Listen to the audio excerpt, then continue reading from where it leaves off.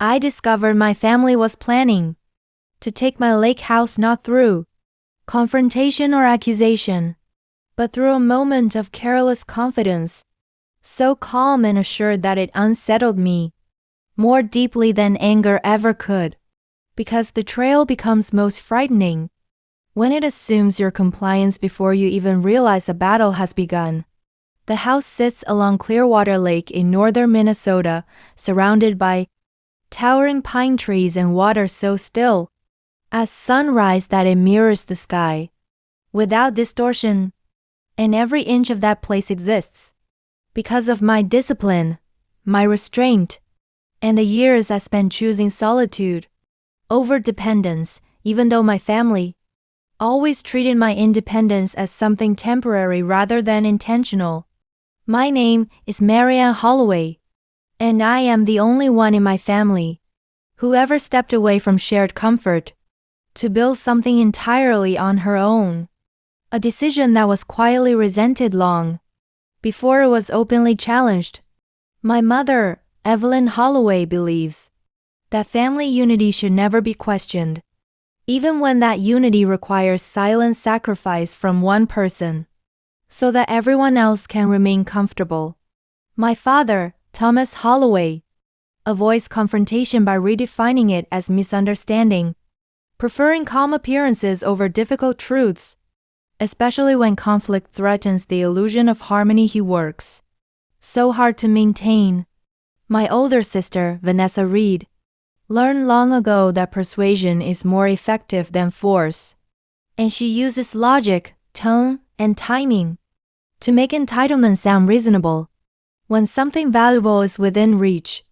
My cousin, Aaron Pierce, joined the inner circle years ago and quickly learned that enthusiasm and charm are rewarded when access is desired, especially when no one stops him from taking liberties that were never offered.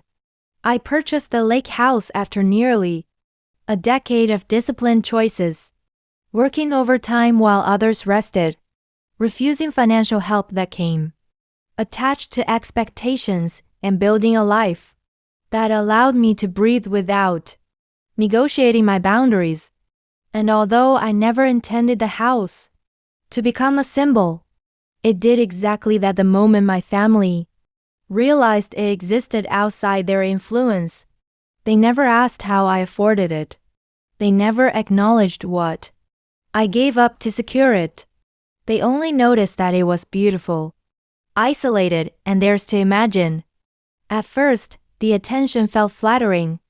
Vanessa asked thoughtful questions about upkeep and long-term value, framing them as practical curiosity while casually suggesting improvements that implied permanence.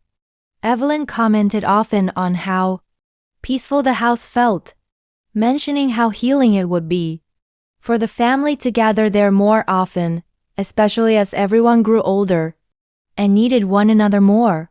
Thomas spoke gently about legacy and continuity, hinting that properties like mine often became the center of family history when handled wisely.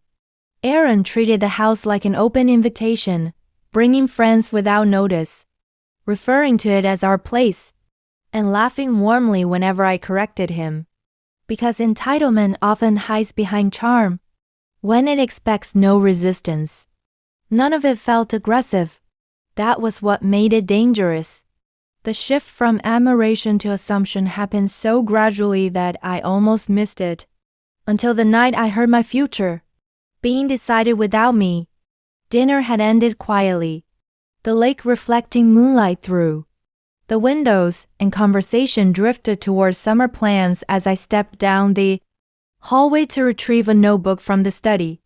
I stopped when I heard my name spoken in a tone that did not invite interruption. They were not arguing. They were organizing.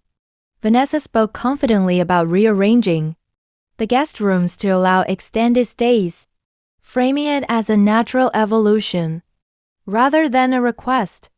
Evelyn agreed easily, suggesting that shared responsibility would make everything easier for everyone, especially if paperwork were adjusted early to avoid discomfort later.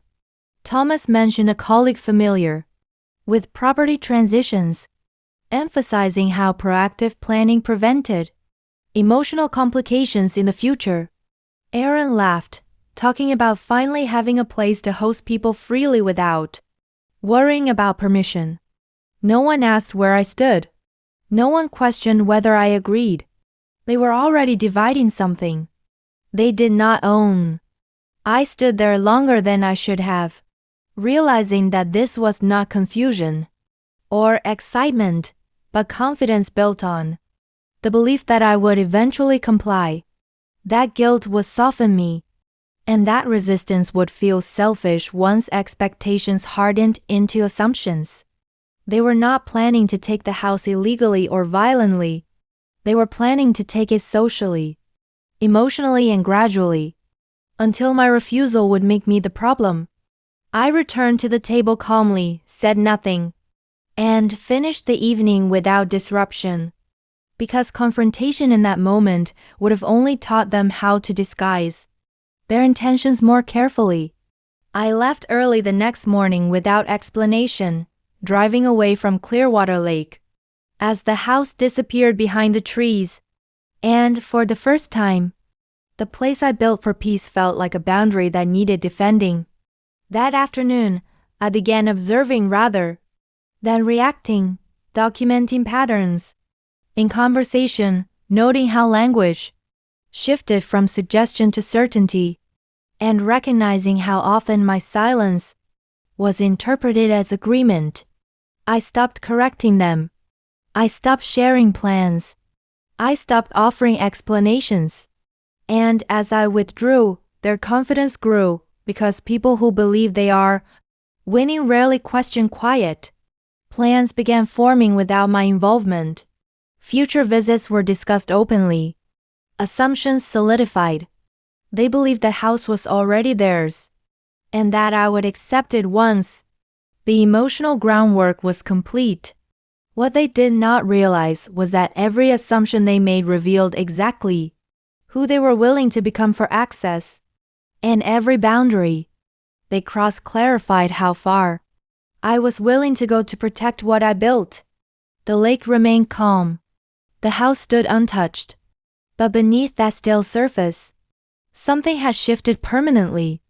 And by the time my family understood that access does not equal ownership, they would already have lost the only thing that ever gave them power over me.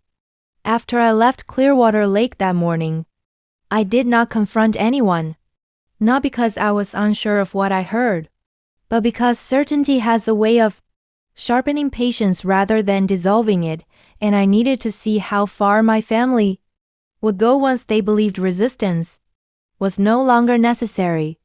Distance did not slow them down. It accelerated them. Within days, conversations that once felt cautious began carrying weight, because when people assume victory, they stop disguising intent and begin rehearsing ownership openly, and my family was no exception. Evelyn called first, speaking warmly about how quiet the house must feel without company, emphasizing how important it was for family to remain connected, especially as time moved forward and responsibilities shifted.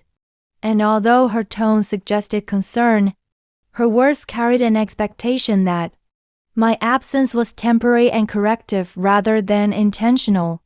Thomas followed later that week, speaking gently about planning ahead, mentioning how quickly situations change, and how wise families anticipate transitions before they become uncomfortable, framing foresight as care while avoiding any mention of consent.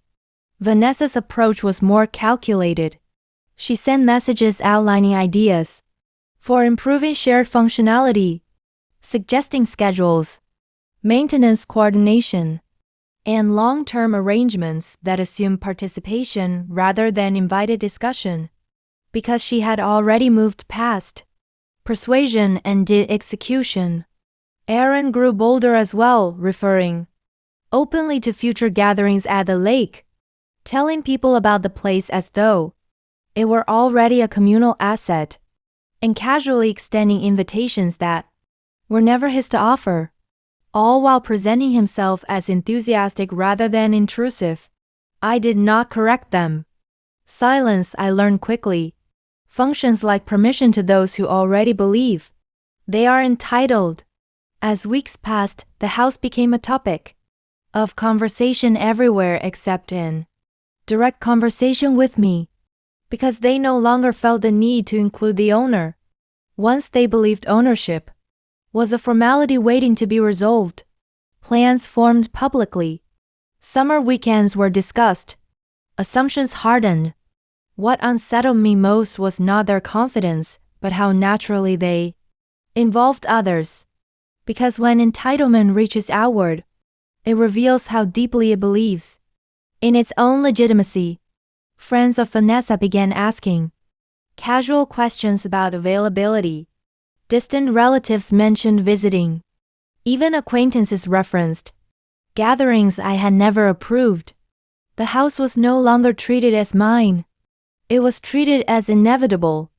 I returned to Clearwater Lake quietly, one afternoon without informing anyone, needing to feel the space again, without interference, and as I walked through the rooms, I noticed small changes that felt insignificant individually, but alarming collectively, because familiarity was being rehearsed. Without my presence, items had been rearranged, storage spaces had been repurposed, the guest room had been measured. Someone had begun imagining permanence. That realization grounded me in a way anger never could, because the invasion was not emotional alone, but physical, and it confirmed that boundaries left unspoken are rarely respected. Instead of pushing back, I observed. I noted who spoke for whom. I noted who reinforced assumptions. I noted how often my absence was framed as temporary inconvenience rather than deliberate distance. Every conversation revealed hierarchy. Vanessa positioned herself as organizer. Evelyn reinforced emotional obligation. Thomas avoided direct statements while endorsing outcomes. Aaron acted as if access had already been granted. And through it all, my silence was interpreted as agreement, not because I had offered it, but because they needed it to be true. I allowed it to continue, not because I was weak, but because clarity emerges most fully when people believe they are unopposed. I began hosting limited gatherings deliberately, not to surrender space, but to observe behavior under perceived safety. And during these weekends, entitlement surfaced more clearly than ever, because when people feel secure, they stop pretending. Rooms were claimed. Schedules were discussed. Decisions were announced casually. No one asked. They simply acted. Outsiders noticed. That mattered. Neighbors watched. Friends observed. Assumptions were spoken aloud. And every unchallenged statement became part of a pattern that could not later be denied. What surprised me was how quickly internal fractures appeared once control was assumed. Because entitlement does not unify people, it exposes competition. Vanessa and Aaron disagreed quietly about access priorities. Evelyn expressed concern about fairness. Thomas deflected responsibility. Their alignment was temporary, built on shared expectation rather than shared respect. I realized then that the house was not the only thing at stake. Control was. Who decided? Who benefited? Who mattered? And once control feels reachable, cooperation collapses. I did not argue. I did not accuse. I asked careful questions framed as curiosity, allowing them to explain assumptions out loud, because nothing exposes entitlement faster than asking people to justify what they believe they already own. Their answers revealed everything. They spoke of family tradition. They spoke of shared history. They spoke of future security. They spoke as though my effort was background noise to collective desire. The moment that changed everything came during a conversation where Vanessa casually referenced future arrangements as settled, and I realized that my silence had carried them far enough. They believed the outcome was inevitable. They were already living in it. That belief was the leverage I needed. Already won or least prepared to defend themselves when the rules suddenly change. I began preparing quietly, not documents or legal threats, but conditions. Because the most powerful revenge is not forcing someone out, but allowing them to reveal why they no longer deserve access. The lake house remained peaceful. The water stayed calm. But beneath that calm, momentum was shifting. They were walking forward confidently, unaware that the ground ahead was no longer solid. And when the moment arrived for me to speak, it would not be to negotiate or explain. It would be to decide. The shift happened quietly, the way irreversible things often do, because entitlement does not announce itself as theft, but as convenience. And by the time people realize a boundary has been crossed, they are already standing comfortably on the other side of it. I noticed the first undeniable sign when a neighbor greeted me with casual familiarity and mentioned seeing my sister's car parked at the lake house during the week, speaking as though this was a normal arrangement rather than a trespass, disguised as routine. And in that moment, I understood that my family was no longer just assuming access, but exercising it without hesitation. Vanessa had not asked. She had not informed me. She had simply decided. That decision marked the moment when observation became strategy. Because once behavior shifts from intention to action, accountability becomes unavoidable. I did not call her. I did not confront anyone. Instead, I let the week unfold exactly as they expected it would, because interruption would have given them an opportunity to retreat, reframe, or minimize. And I needed clarity, not correction. Aaron arrived next, bringing friends. I learned this not from him, but from the sound of laughter drifting across the water late one evening, echoing across the lake with a familiarity that did not belong to them. And I stood on my dock listening, recognizing how easily people occupy space they believe no longer requires permission. Evelyn followed, arriving with groceries as though maintaining the house was an extension of motherhood rather than an invasion of ownership, organizing cabinets and rearranging storage while framing her actions as helpful, because helpfulness is often the most effective disguise for control.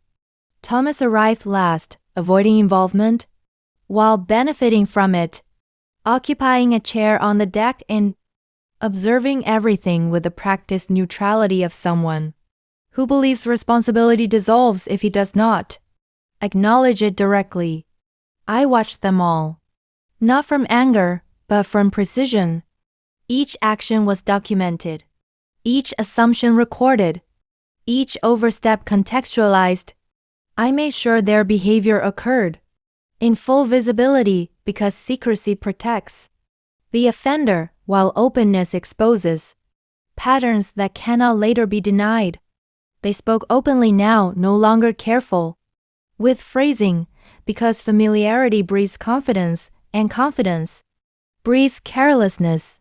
Vanessa discussed future renovations with neighbors. Aaron talked about summer plans with friends. Evelyn mentioned seasonal maintenance schedules. Thomas nodded along. No one spoke to me. They spoke around me. That exclusion was intentional, not accidental. And it revealed something important.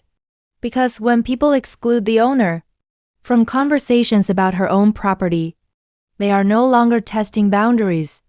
They are replacing authority. The turning point came during a weekend gathering Vanessa organized without consulting me, inviting extended family and acquaintances under the assumption that I would not object publicly. because objection would disrupt the image she had carefully cultivated of harmony and shared ownership. That assumption became her mistake. People arrived believing the house was communal. They spoke freely. They asked questions. They repeated explanations they had been given. And in listening, I realized something crucial. My family had been speaking for me. They had created a narrative in which my independence was temporary, my ownership flexible, and my consent implied, and they had repeated this story often enough that others believed it was true. That narrative was my leverage, because lies collapse most effectively when repeated in front of witnesses. I began asking questions, not accusatory ones, clarifying ones, questions about arrangements, questions about permissions, questions about timelines. Each answer contradicted another. Each explanation exposed assumption rather than agreement. Confusion surfaced. Awkwardness followed. Vanessa attempted to steer conversation away, but the damage had already begun. Because once people realize something is unclear, they start asking who is responsible. Responsibility has a way of settling where it belongs. Later that evening, when tension lingered, like humidity in the air, Vanessa confronted me privately, framing her frustration as concern, suggesting that my silence had been misleading, implying that my lack of objection had created expectations, and in that moment, she unknowingly admitted everything. She believed silence was consent. I corrected that belief calmly, stating that silence was observation, and observation had revealed more than she intended. Her confidence faltered. Evelyn intervened emotionally, suggesting compromise, invoking family unity, emphasizing how difficult it would be to change course now that others were involved, revealing that her priority was not fairness, but avoidance of discomfort. Thomas attempted mediation, proposing vague solutions without addressing authority, reinforcing his pattern of preserving peace by dissolving accountability. Aaron deflected, joking, minimizing, presenting himself as caught in the middle, though he had benefited the most. I let them speak. I let them explain. I let them justify. And as they did, the truth became visible not just to me but to everyone who was paying attention. They had built an arrangement on assumption rather than permission. And assumption does not survive exposure. That night I did something they did not expect. I did not revoke access. I did not threaten consequences. I formalized reality. I began the process of clearly defining ownership publicly, not through confrontation, but through structure. Because structure removes ambiguity, and ambiguity had been their greatest weapon. The house became quiet again, not because tension resolved, but because confidence fractured. They realized something had shifted. They just did not yet understand how much. I could see it in Vanessa's restraint, in Evelyn's hesitation, in Thomas's discomfort, in Aaron's sudden absence. They sensed that the space they had occupied comfortably was no longer available to them. And once people realize control is slipping, they reveal their true intentions. The lake remained still. The house stood unchanged. But beneath the calm, authority was reasserting itself, not through force but through clarity. I had not raised my voice. I had not accused anyone. Yet everything they had assumed was beginning to collapse under its own weight. And by the time they realized what was happening, retreat would no longer be possible without consequence. The morning arrived with the usual calm of Clearwater Lake, the surface of the water reflecting the sky so perfectly it seemed almost deliberate, as if nature itself was holding its breath in anticipation of what was to come. I did not rush. I did not announce my plans. The lake house had already become a stage. and I intended to allow the actors to perform until their own actions revealed the outcome. By the time they arrived that afternoon, fully confident, they believed they were in control. They did not notice the subtle changes. I had orchestrated guests, I had quietly invited, schedules I had arranged to ensure observation and an atmosphere that encouraged them to speak openly, to justify entitlement, to reveal intentions that until now had only been whispered behind closed doors. Vanessa arrived first, dressed in her usual polished confidence, immediately walking through the rooms as if she owned them, placing her belongings casually, smiling at corners she imagined herself decorating, completely unaware that every movement, every casual remark, was being noted and catalogued in ways that would strip her authority. By the end of the day, Evelyn followed, carrying bags of food and homemade treats, speaking in her soft, rehearsed tone about the importance of sharing, about family togetherness, about traditions that did not belong to anyone but were now being used as tools to manipulate perception. Thomas trailed behind, polite, calm, and utterly unaware that his avoidance of confrontation had been dismantling his own influence, leaving him vulnerable in front of others who now looked at him as a passive observer rather than a decision-maker. Aaron arrived last, laughing loudly, bringing friends, filling the house with energy, assuming freely that the lake was a playground for all who claimed connection to the family.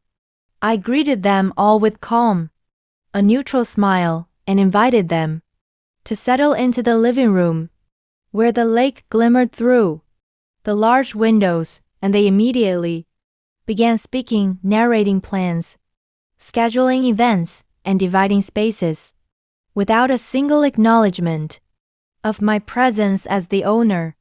Their confidence was palpable. It was what I needed. I let them speak, quietly taking notes. In my mind, observing the alignment of greed and entitlement, noting who reinforced assumptions, who encouraged them, and who hesitated, because hesitation is the first crack in any facade of control. The turning point came when Vanessa, fully convinced she had orchestrated her own victory, began assigning rooms to guests, explaining that it would simplify logistics for everyone, that I would understand, and that it was all in the interest of family harmony. I allowed her to continue, nodding politely, asking clarifying questions that seemed casual but had the effect of forcing her to justify decisions she had assumed would never be questioned. Each explanation exposed the contradictions, the self-interest, and the unearned confidence that had been the foundation of her claim. Evelyn, sensing the tension but unwilling to confront it directly, spoke of fairness and togetherness, trying to mediate, and in doing so, inadvertently confirmed every assumption I needed, that their actions were deliberate, that they had acted without consent, and that they now relied on social pressure and collective expectation to mask entitlement. Thomas, as always, attempted neutrality, suggesting compromises, expressing concern for comfort rather than legality, and further revealing that his priority was avoiding conflict rather than protecting rights, leaving him powerless to intervene meaningfully. Aaron, emboldened by others' assumptions, attempted to justify his repeated overstepping, citing family loyalty and the belief that I had given consent through silence. But the more he spoke, the clearer it became that he had miscalculated entirely. I did not raise my voice. I did not accuse. I did not demand. I allowed them to expose themselves. I asked calm, measured questions that required them to articulate their reasoning, and every response laid bare their entitlement, selfishness, and disregard for my authority. Guests, neighbors, and friends I had invited quietly observed, noting the discomfort, hesitation, and defensiveness that arose naturally from people confronted by their own overconfidence. The room, once dominated by their assumptions, shifted in atmosphere, and the truth became undeniable. They had acted without right, and they had no claim beyond the illusions they had created in their minds. When I finally spoke, it was not a confrontation. It was a declaration of reality. I outlined clearly that the house was mine, that all decisions would be made solely by me, that any expectation of entitlement was null and void, and that access would no longer be granted unless explicitly requested and approved. I reminded them that ownership is not assumed, that history does not create entitlement, and that manipulation and coordination cannot override rights. Their faces went pale. Their words faltered. The confidence that had carried them through months of assumption dissolved in real time, leaving only the raw embarrassment of exposure, the subtle humiliation of being seen for exactly who they were in front of everyone present, and the painful realization that the house they believed would be theirs remained untouchable. Vanessa attempted to negotiate, suggesting compromises, but her proposals collapsed under the clarity of my authority. Evelyn tried emotional appeals, invoking family unity and shared history, but I remained composed, calmly reminding everyone that true unity cannot exist when entitlement masks self-interest. Thomas, who had always avoided responsibility, had no recourse, and Aaron, realizing his miscalculations, retreated silently, understanding that his attempts to manipulate had backfired completely. The observers, those I had quietly included in the gathering, nodded subtly, reinforcing the truth without my needing to raise my voice, and the family's attempts to regain control were met not with confrontation, but with impartial acknowledgement of facts. By the end of the day, the atmosphere had shifted irreversibly. My family understood, without question, that their social leverage, their plans, and their entitlement were null. The lake house remained fully under my control, untouched and secure, while they were left grappling with their own exposure, defenseless against the reality they had created themselves. I did not need to enforce punishment with aggression. The humiliation, loss of influence, and recognition of their own errors constituted consequence enough. They had assumed ownership without consent, and the world had quietly confirmed that assumption was meaningless. I walked through the house that evening, alone, letting the sun reflect off the water into every corner. The spaces remained mine. The dock remained untouched, and the quiet satisfaction of restored control settled over me like a blanket. I knew they would never again assume access, because the power of observation, calm correction, and exposure had done what confrontation and argument never could. I had not only protected the house, I had protected my independence, my boundaries, and my peace. The lake remained calm, the house stood secure, and the family, once so confident, had learned in the most indelible way that entitlement has no place where clarity and authority are absolute.